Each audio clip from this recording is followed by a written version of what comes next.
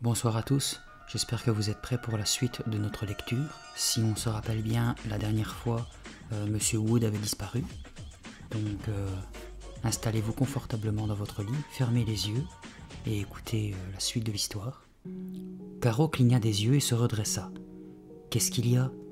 Qu'est-ce qu'il y a de cassé ?» demanda-t-elle d'une voix enrouée de sommeil. « Où est Monsieur Wood? Où l'as-tu mis ?» s'impatienta Lucie. « Hein? Où je l'ai mis ?» Caro aperçut Clac-Clac assis tout raide sur le fauteuil, seul. « Ce n'est vraiment pas drôle, » dit Lucie en sortant de son lit. « Tu n'en as jamais assez de faire des mauvaises blagues, Caro ?»« Hein? Quelle blague ?» Lucie se pencha pour regarder sous le fauteuil, puis elle se mit à quatre pattes pour regarder sous le lit. « Où est-il, Caro ?» demanda-t-elle avec colère. « Ce n'est vraiment pas amusant. »« Je ne te dis pas le contraire, » dit Caro en s'étirant. Lucie se redressa et ses yeux s'élargirent en apercevant son pantin. « Oh !» Caro suivit son regard. Monsieur Wood leur souriait depuis le seuil de la porte. Il paraissait tenir debout, les jambes bizarrement tordues. Il était habillé avec les vêtements chics de Lucie, la jupe de velours et le chemisier de soie. Bouche bée, Lucie se précipita vers la porte. Elle s'aperçut tout de suite que le pantin ne tenait pas tout seul. On avait glissé la poignée de la porte dans la fente de son dos. Elle l'attrapa par la taille. « Ma chemise! Elle est toute froissée, regarde !» cria-t-elle, les yeux plissés de fureur. « C'est vraiment odieux de ta part, Caro. »« Moi ?» s'exclama celle-ci. « Je te jure, Lucie, c'est pas moi. J'ai dormi comme une masse. Je n'ai pas bougé jusqu'à ce matin, je t'assure. » Lucie la dévisagea longuement, puis regarda le pantin. Monsieur Wood, élégamment vêtu, lui souriait, comme s'il appréciait la situation. « Voyons, Monsieur Wood, je suppose que tu t'es habillé et que tu as marché jusqu'à la porte par tes propres moyens. » Caro allait répondre, mais elle fut interrompue par la voix de leur mère qui criait d'en bas. « Alors les filles, vous n'allez pas en classe aujourd'hui? Vous êtes en retard. »« On arrive, » répondit Lucie, en jetant un regard mauvais à sa sœur. Elle installa soigneusement Monsieur Wood à plat dos sur son lit et lui ôta la jupe et la chemise. Caro en profita pour occuper la première, la salle de bain. En soupirant, Lucie regarda machinalement Monsieur Wood. Il lui semblait que son grand sourire était méchant. « Qu'est-ce que c'est que cette histoire? Ce n'est pas moi qui t'ai habillée et déplacée, et Caro jure que ce n'est pas elle. »« Si ce n'est pas nous, pensa-t-elle. Qui a fait cela? Penche-lui la tête en avant, ordonna Caro. Voilà. Si tu le fais un peu sauter de bas en haut, on a l'impression qu'il est en train de rire. » Obéissante, Lucie fit sauter Monsieur Wood sur ses genoux. « Ne fais pas tant bouger sa bouche, ajouta Caro. « Vous êtes complètement folles toutes les deux, remarqua Alice, l'amie de Caro. »« Ça c'est pas un scoop, dit Colin en riant. » Ils étaient tous les quatre à l'ombre du vieux platane dans le jardin des Lafailles. C'était samedi après-midi, il faisait chaud. Le soleil brillait dans un ciel pâle. Cookie, dont la queue ne cessait de battre la mesure, quadrillait le terrain, nez au sol. Lucie, assise sur une chaise pliante appuyée contre le tronc, avait installé Monsieur Wood sur ses genoux. Caro et Alice, les bras croisés, debout, regardaient son spectacle, les sourcils froncés, en pleine concentration. Colin, étendu sur le dos, les mains derrière la tête, mâchonnait un long brin d'herbe. Lucie essayait de faire la démonstration de ses talents de ventriloque, mais Caro l'interrompait sans arrêt pour lui donner des conseils. Et quand elle ne donnait pas de conseils, elle ne cessait de regarder sa montre avec nervosité. Elle ne voulait pas arriver en retard à la fête d'Anne. « T'es quand même bizarre, » déclara Alice à Caro. « Je m'en fiche, dit celle-ci. Je m'amuse bien avec la claque. En plus, je vais me faire un maximum d'argent. Et peut-être que je vais devenir une vedette quand je serai plus grande, » ajouta-t-elle en regardant de nouveau sa montre. « En tout cas, au collège, tout le monde pense que vous êtes bizarres, toutes les deux, » insista Alice en chassant une mouche de sa main. « Ils pensent ce qu'ils veulent, » répliqua Caro. « Ils sont pas bizarres, eux, peut-être ?»« Et toi, Itou ?» fit dire Lucie à Monsieur Wood. « On voit tes lèvres bouger, » prévint Caro. Lucie leva les yeux au ciel. « Tu peux pas me lâcher, dit. Depuis ce matin, tu es après moi. »« Je voulais juste t'aider, c'est pas la peine d'être aussi agressive. Si tu veux faire des animations dans des fêtes, il va falloir que tu améliores ton numéro. » Lucie laissa la poupée s'effondrer sur ses genoux. « Je n'arrive pas à trouver de bons recueils de blagues, dit-elle d'un ton dépité. Où as-tu trouvé les tiennes ?» Caro eut une moue méprisante. Rejetant ses longs cheveux en arrière, elle laissa tomber. « Je les invente moi-même. »« Tu es une blague à toi toute seule, se moqua Colin. »« Ha ha, Rappelle-moi de rire tout à l'heure, répondit Caro en lui faisant une grimace. Et toi, pourquoi tu n'as pas sorti ton pantin demanda Alice. Tu ne veux pas t'entraîner avant la fête? Pas la peine, assura Caro. Je suis fin prête. Il ne faut pas trop répéter, c'est mauvais. Lucie ricana bruyamment. Il y a des parents qui vont rester pour nous regarder, Clac-Clac et moi, continua Caro, sans se laisser démonter par les sarcasmes de sa sœur. Si les enfants s'amusent, ils m'embaucheront peut-être pour animer leur fête. Lucie et toi, vous devriez faire un numéro ensemble, suggéra Alice. Ce serait fantastique. Ouais, comme ça on aurait 4 pantins, s'exclama Colline. Alice fut la seule à rire. Ça pourrait être pas mal, effectivement, dit Caro. Puis elle ajouta « Dès que Lucie sera prête ». Lucie prit une profonde inspiration, prête à lancer une réplique cinglante. Mais avant qu'elle n'eût le temps de dire un mot, Caro lui prit M. Wood des mains. « Je vais te montrer quelques trucs, dit-elle en posant un pied sur la chaise pliante de Lucie et en installant M. Wood sur son genou. « D'abord, il faut que tu le tiennes plus droit, comme ça. »« Et rends-le-moi » cria Lucie en tendant la main. Au moment où elle allait le toucher, M. Wood tourna brusquement la tête pour la regarder dans les yeux. « T'es nul !» aboya-t-il au visage de Lucie d'une voix rauque. « Hein ?» Lucie recula sous l'effet de la surprise. « T'es complètement nul !» répéta méchamment M. Wood de la même voix cassée. « Caro, ça suffit !» Colline et Alice en étaient bouche bée de surprise. « Pauvre idiote ! Fiche le camp ! Fiche le camp, sale crétine !»« Ben dis donc, commenta Colline. »« Caro, ça suffit !» hurla Lucie. « J'y peux rien !» répliqua celle-ci d'une voix tremblante. Ses yeux étaient agrandis de frayeur. « Je ne peux rien faire, Lucie. C'est lui qui parle. » Le pantin semblait fixer Lucie avec un grand sourire, méchant et laid. « Je ne peux pas l'arrêter, ce n'est pas moi, » cria Caro. Tirant de toutes ses forces, elle réussit à détourner M. Wood de la figure de sa sœur. Colline et Alice échangeaient des regards incrédules. Effrayée, Lucie se leva et vint s'adosser contre le tronc de l'arbre. « C'est lui qui parle ?» demanda-t-elle d'une voix chevrotante sans quitter des yeux le pantin souriant. « Je crois, je ne sais plus très bien où j'en suis, » répondit Caro, les joues écarlates. Cookie aboyait en tournant autour des jambes de Caro pour attirer son attention, mais celle-ci ne pouvait détacher les yeux du visage effrayé de sa sœur. « C'est une blague, hein ?» s'enquit Colline d'un air inquiet. « Qu'est-ce qui se passe ?» interrogea Alice, les bras toujours croisés. Sans leur prêter attention, Caro tendit M. Wood à sa sœur. « Tiens, prends-le, c'est le tien. Après tout, toi, tu pourras peut-être le contrôler. »« Mais Caro, » protesta Lucie. Caro regarda sa montre. « Oh non, la fête, je suis en retard. » Secouant la tête, elle se précipita vers la maison. « À plus tard, » cria-t-elle sans se retourner. « Mais Caro !» La porte de la cuisine claqua derrière elle. Tenant M. Wood par les épaules, Lucie baissa les yeux vers lui. « Encore une mauvaise blague de Caro, se dit-elle pour se rassurer. » Lucie se balançait tranquillement sur la vieille balançoire dont les chaînes rouillées grinçaient. Le soir descendait doucement. Une bonne odeur de poulet rôti s'échappait de la fenêtre de la cuisine où Madame Lafaille préparait le dîner. Cookie aboya en passant sous le portique. Lucie arrêta la balançoire, craignant de le cogner au passage. « Chien idiot, tu ne sais pas que tu pourrais prendre un mauvais coup ?» En relevant les yeux, elle vit Caro arriver en courant. Clac-clac sous le bras. À son sourire, Lucie comprit tout de suite que la fête avait été un triomphe, mais cela ne l'empêcha pas de demander « Comment ça s'est passé ?»« C'était super, Clac-Clac et moi, on a été géniaux. » Lucie descendit de la balançoire et se força à sourire. « C'est bien, » dit-elle platement. « Les enfants nous ont trouvés très rigolos. Pas vrai, Clac-Clac ?»« Ils m'ont aimé, moi. Toi, ils t'ont détesté, » déclara Clac-Clac, avec la voix haut perchée de Caro. Lucie eut un rire forcé. « Je suis contente que ça se soit bien passé, » articula-t-elle en essayant de se montrer belle joueuse. Clac-Clac et moi, on a commencé par un petit récital de chansons. Après, on a fait notre numéro de rap. Un tabac. Elle en rajoute peut-être un peu, songea amèrement Lucie, qui se sentait folle de jalousie. Tous les petits ont voulu dire un mot à Clac-Clac. Pas vrai, Clac-Clac? Tout le monde m'aime. Où est ma part de butin? Fit-elle dire au pantin. Alors tu as eu 20 $? Demanda Lucie en demandant un coup de pied dans une touffe d'herbe. Non, 30. La mère d'Anne m'a dit que je m'étais tellement bien débrouillée que ça méritait davantage. Et tu sais quoi? Tu connais Madame Evnie? Celle qui porte toujours un pantalon impression panthère. Tu sais, la mère de Clara. Elle m'a demandé de venir à la fête de Clara dimanche. Elle va me payer 40 $. Je vais être riche. Ouah, 40 $, marmonna Lucie en secouant la tête. Ça fait 30 pour moi et 10 pour toi, fit dire Caro à Clac-Clac. Il faut que j'aille raconter ces bonnes nouvelles à maman.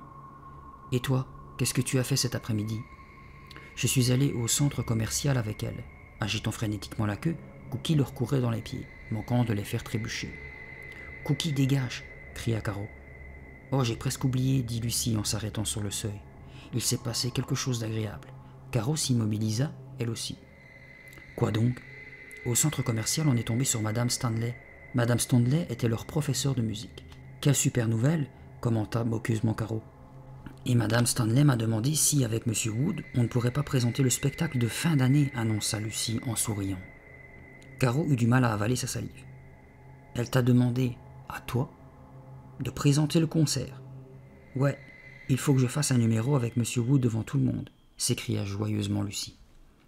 Elle vit que le visage de sa sœur se contractait de jalousie, ce qui la rendit encore plus heureuse. Caro ouvrit la porte. « Eh bien, bonne chance, » dit-elle sèchement. « Avec un pantin aussi bizarre que le tien, tu en auras plutôt besoin. » Pendant tout le dîner, on ne parla que du succès de Caro à la fête d'Anne. Caro et sa mère discutaient avec animation, tandis que Lucie mangeait en silence.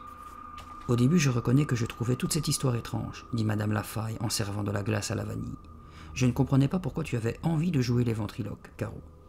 Mais je suppose que tu as eu de l'intuition, parce qu'on dirait que tu ne manques pas de talent. » Le visage de Caro rayonnait.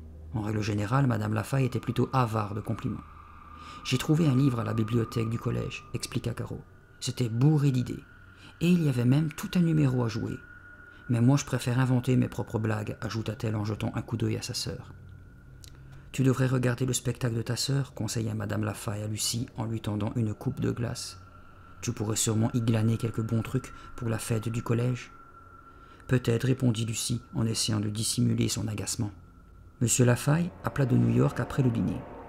Caro lui raconta son beau succès de l'après-midi. Lucie, l'histoire du concert avec Monsieur Wood. Son père promit de ne prendre aucun rendez-vous pour ce soir-là afin de pouvoir assister au spectacle. Après avoir regardé une cassette vidéo que leur mère avait louée au centre commercial, les jumelles montèrent dans leur chambre. Il était à peu près plus de 11 heures. Lucie appuya sur l'interrupteur. Elle regarda le fauteuil sur lequel elle posait leur marionnette et manqua de s'étouffer. « Oh non !» cria-t-elle. Au début de la soirée, les marionnettes étaient assises côte à côte. Mais à présent, Clac-Clac avait la tête en bas et il était à moitié tombé du fauteuil. Ses souliers marrons avaient été ôtés et lancés contre le mur. La veste de son costume, arrachée, lui coinçait les mains derrière le dos. « Regarde !» dit Lucie à sa sœur en bégayant. « Monsieur Wood, il est... » Elle s'arrêta net. Monsieur Wood était étendu de tout son long sur Clac-Clac et il avait les mains jointes autour de son cou, comme s'il voulait l'étrangler. « C'est incroyable !» réussit à murmurer Lucie. Elle vit l'expression effrayée du visage de sa sœur. « Qu'est-ce que c'est que cette histoire ?» cria Caro. Lucie attrapa Monsieur Wood par sa chemise et le décolla de l'autre pantin. Elle eut l'impression de séparer deux gamins en train de se battre. Elle le tint à bout de bras, l'examinant avec soin, le dévisageant comme si elle s'y attendait presque à l'entendre parler. Puis elle le balança sur son lit, le nez dans les oreillers. Elle était blême de frayeur. Caro se pencha pour ramasser les souliers marrons de Clac-Clac. « Lucie, c'est toi qui as fait ça ?» demanda-t-elle doucement. « Moi ?» Lucie sursauta sous le coup de la surprise. « Je sais bien que tu es jalouse de Clac-Clac, et que... »« Attends une minute, » se défendit Lucie, d'une voix tremblante de colère. « Ce n'est pas moi qui ai fait ça. Ne m'accuse pas. » Caro dévisagea sa sœur et soupira. « Je ne comprends pas. Vraiment pas. Regarde Clac-Clac, il est tout cassé. » Elle posa les souliers sur une chaise et prit doucement le pantin dans ses bras, comme si c'était un bébé. Le tenant d'une main, de l'autre elle essaya de lui remettre sa veste. Lucie entendit sa sœur marmonner quelque chose. Elle crut comprendre. « Ton pantin est méchant. »« Qu'est-ce que tu as dit ?» demanda-t-elle. « Rien, répliqua Caro, qui se débattait toujours avec la veste. « J'ai plutôt la trouille de toute cette histoire, avoua-t-elle sans oser croiser le regard de sa sœur. « Moi aussi, reconnut Lucie. Il se passe des choses étranges, on devrait en parler à maman. » Caro boutonna la veste, puis elle s'assit sur son lit avec Clac-Clac sur le genou pour lui remettre ses chaussures. « Ouais, je suis d'accord, ça fiche trop la trouille. » Leur mère était dans son lit, en train de lire un roman d'épouvante. La chambre était dans la pénombre. Seules les pages du livre étaient éclairées par une petite lampe. Madame Lafaille poussa un cri de surprise en voyant ses filles surgir de l'ombre. « Oh, vous m'avez fait peur. C'est un livre très effrayant. »« On peut te parler » coupa Lucie avec énervement. « Il se passe des choses étranges » ajouta Caro. Madame Lafaille ferma son livre en bâillant. « Quel est le problème ?»« C'est à propos de M. Wood. Il a fait des choses très bizarres, » dit Lucie. « Hein ?» Madame Lafaille ouvrit des yeux comme des soucoupes. Elle paraissait pâle et fatiguée dans la lumière crue de sa lampe. « Il était en train d'étrangler Clac-Clac, » raconta Caro. « Et cet après-midi, il a dit des choses vraiment grossières. Et... Assez !» ordonna Madame Lafaille en levant la main. « Ça suffit. »« Mais maman, » commença Lucie. « Fichez-moi la paix, les filles. J'en ai assez de vos histoires abracadabrantes. »« Maman, s'il te plaît. »« Maintenant, je veux que ça cesse, » insista Madame Lafaille en jetant son livre sur la table de chevet. « Je suis sérieuse. Je ne veux plus entendre un seul mot à propos de ces pantins. Si vous avez des problèmes, débrouillez-vous entre vous. »« Maman, écoute, et si vous n'arrivez pas à vous débrouiller, je confisque les deux. Tenez-le vous pour dit. » Madame Lafaille éteignit sa lampe de chevet, plongeant la pièce dans l'obscurité. « Bonne nuit, » ajouta-t-elle. Les filles furent forcées de quitter la chambre. Silencieusement, elles traversèrent le palier. Lucie hésita au moment d'entrer dans leur chambre.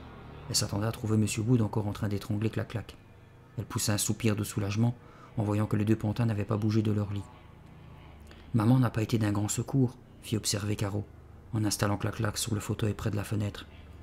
« Je pense qu'elle dormait à moitié et qu'on l'a réveillée. » Lucie prit M. Wood et se dirigea vers le fauteuil. Puis elle s'arrêta. « Tu sais quoi ? Je crois que je vais le mettre dans le placard pour cette nuit, » décida-t-elle brusquement. « Bonne idée, » approuva Caro, en se mettant au lit. Lucie jeta un coup d'œil au pantin, s'attendant presque à le voir réagir. Gémir, l'injurier. Mais M. Wood lui souriait, et ses yeux peints étaient inexpressifs. Lucie sentit un frisson la parcourir. « Je commence à avoir peur d'une idiote poupée de ventriloque, » se dit-elle.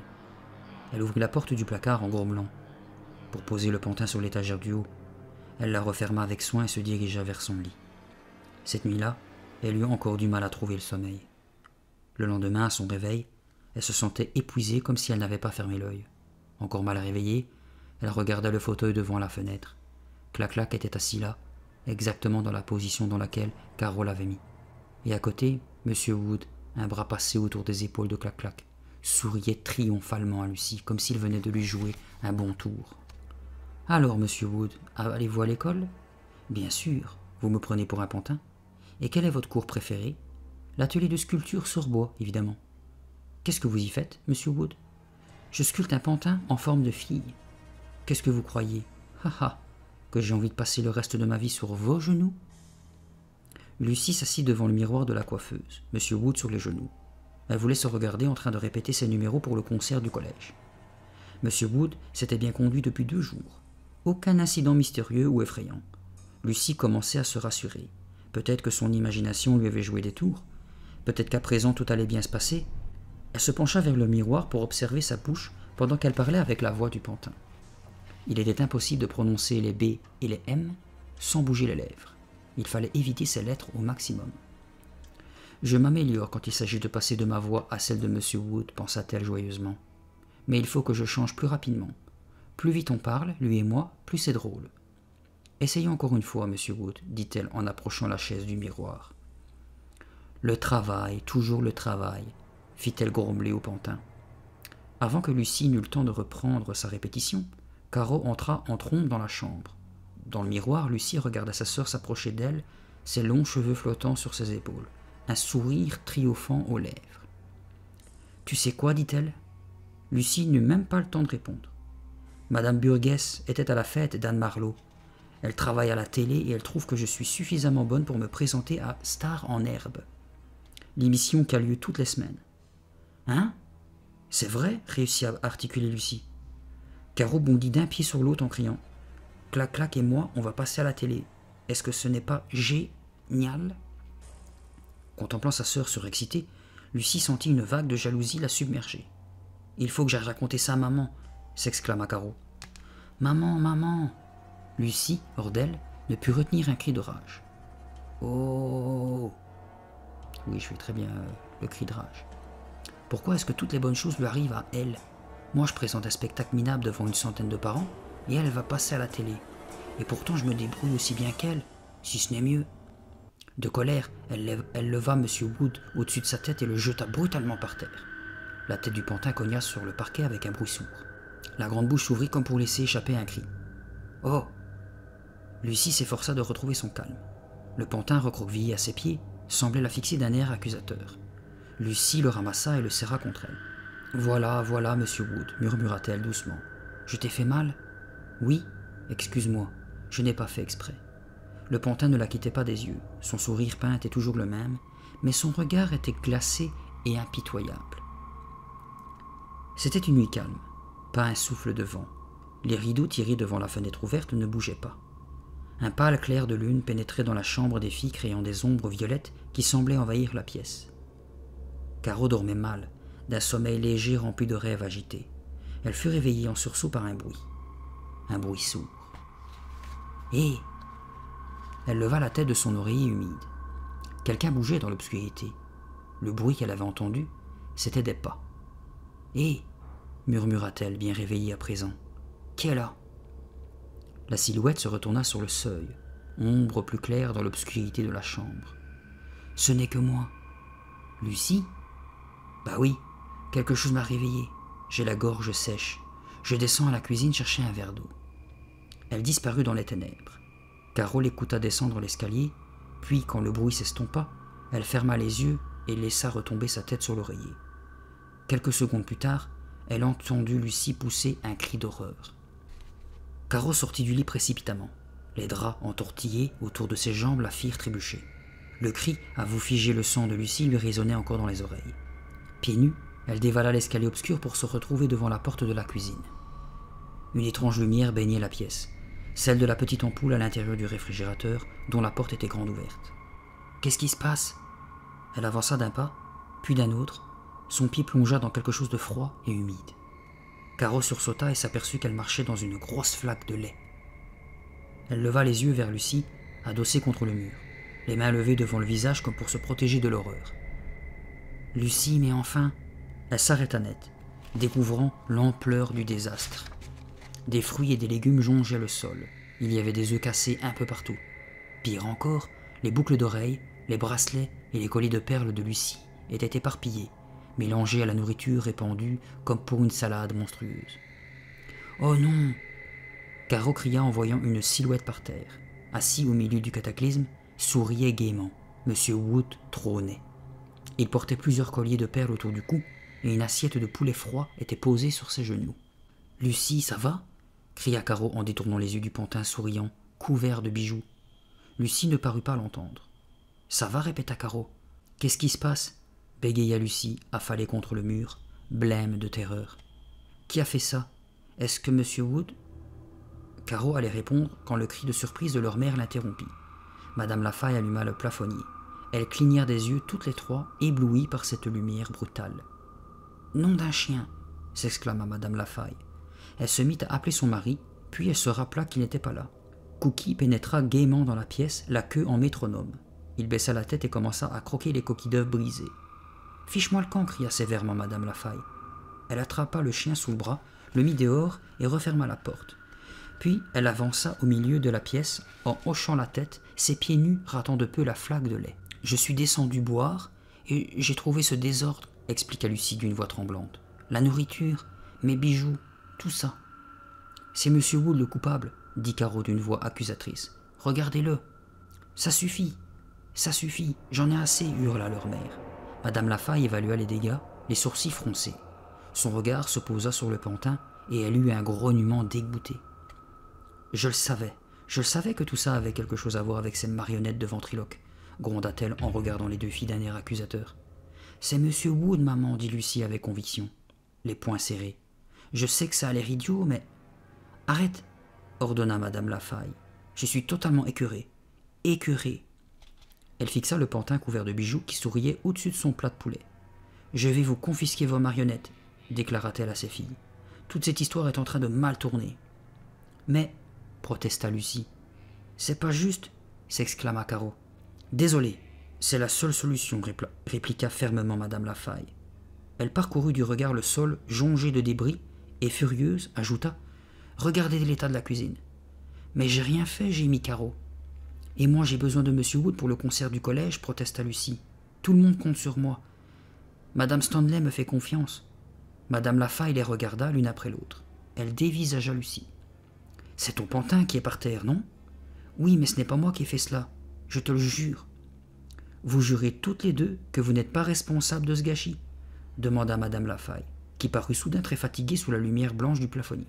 « Oui, » répondit hâtivement Caro. « Donc, je vous confisque vos marionnettes à toutes les deux. »« Désolée, » répliqua-t-elle. « C'est forcé. L'une de vous ment. Je trouve ça triste, mais c'est ainsi. » Un lourd silence s'abattit dans la pièce tandis qu'elle contemplait les dégâts. Lucie fut la première à parler. « Maman, et si Caro et moi on nettoie tout ?» Caro sauta sur l'idée et son visage s'éclaira. « Oh oui, on va tout remplacer sur notre argent de poche, et on va tout nettoyer nickel. S'il te plaît, donne-nous encore une chance. » Indécise, Madame Lafaille eut une moue dubitative. Elle regarda le visage implorant de ses filles. « Entendu, » finit-elle par dire. « Je veux que cette cuisine soit impeccable quand je redescendrai demain matin. Plus de nourriture, plus de bijoux, que tout soit remis en place. »« D'accord, » répondirent les filles en chœur. « Et je ne veux plus voir aucune de ces marionnettes dans ma cuisine, » prévint Madame Lafaille. « Si vous arrivez à faire tout cela, je vous donne encore une chance. »« Génial. Et je ne veux plus entendre la moindre discussion à ce propos. Plus de disputes, plus de rivalité. Arrêtez d'accuser ces poupées de toutes vos bêtises. Je ne veux plus en entendre parler. Plus jamais. »« Promis, » dit Lucie en regardant sa sœur. « Merci, maman, » ajouta Caro. « Retourne te coucher, on va tout arranger. » Elle poussa gentiment sa mère vers la porte. « Je ne veux plus en entendre parler, hein, » répéta Madame Lafaille en disparaissant vers sa chambre. Les jumelles commencèrent à nettoyer. Lucie sortit la serpillière tandis que Caro remettait les légumes en place. Les filles ne disaient pas un mot. Elles travaillaient en silence, ramassant, frottant, essuyant jusqu'à ce que la cuisine fût propre. Finalement, Lucie examina le sol à quatre pattes, pour être sûre qu'il était impeccable. Puis, elle ramassa M. Wood et lui souriait largement, comme s'il était content de cette bonne blague. Cette poupée n'a apporté que des ennuis, pensa-t-elle. Que des ennuis. Elles quittèrent la cuisine, éteignant derrière elles, puis montèrent l'escalier en bâillant. Le clair de lune pâle filtrait toujours derrière les rideaux de leur chambre. Malgré la fenêtre ouverte, l'air était chaud et humide. Lucie jeta un coup d'œil au radio-réveil, il indiquait 3h20. Clac-Clac était écroulé sur le fauteuil devant la fenêtre et son visage souriait dans la pénombre. Sans perdre un instant, Caro se mit au lit. Elle ôta la couverture, se blottit sous le drap, puis tourna le dos à sa sœur. Lucie enleva M. Wood de son épaule. « Tu n'apportes que des ennuis, » pensa-t-elle avec colère, en le tenant à bout de bras. « Que des ennuis. » Avec son sourire narquois, M. Wood avait l'air de se moquer d'elle. « Je commence à le détester, » pensa-t-elle. « J'ai peur de lui et je le déteste. » Rageusement, elle ouvrit le placard, y jeta le pantin et claqua la porte. Le cœur battant, elle se mit au lit. Elle se sentait très fatiguée. Tout son corps était là et douloureux. Elle enfuit son visage dans l'oreiller et ferma les yeux. Elle venait juste de s'endormir quand elle entendit une toute petite voix. « Laisse-moi sortir d'ici. » Une voix étouffée qui venait de l'intérieur du placard. Je vais arrêter ma lecture pour ce soir. On va laisser Monsieur Wood assez vilain dans le placard. Merci d'avoir suivi ces quelques chapitres avec moi ce soir. J'espère que vous êtes bien reposés ou peut-être déjà endormis. N'hésitez pas dès que vous le pouvez à me laisser un petit commentaire d'encouragement et m'aider à m'améliorer dans les vidéos. Abonnez-vous si ce n'est pas déjà fait. D'ici là, je vous dis bonne nuit et à la prochaine.